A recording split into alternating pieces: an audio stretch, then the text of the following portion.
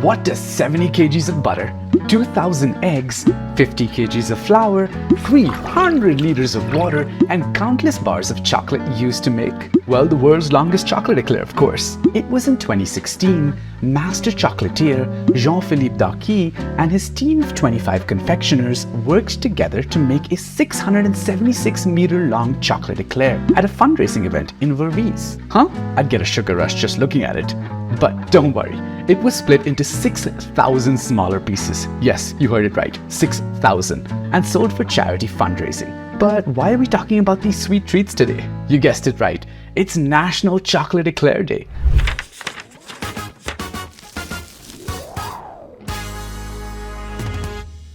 This French treat dates back to the 19th century. Éclair, in French, translates to flash of lightning, and it's rumored that it's earned its name because it's eaten quickly, in a flash.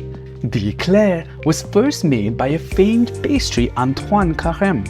A well-respected figure in his time, Carême was known for his decadent, intricate pastry designs, and he served various dignitaries, including Napoleon Bonaparte.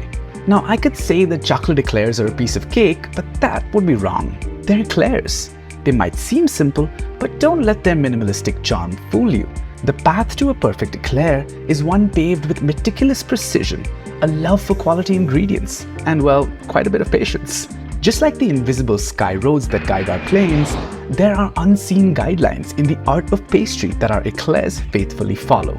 It's an intricate ballet of blending, whisking, and piping.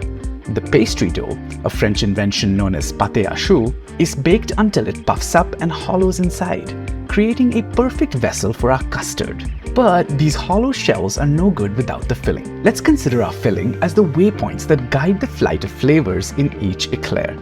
The custard cream, a harmony of milk, sugar, eggs, and vanilla, cooked just right.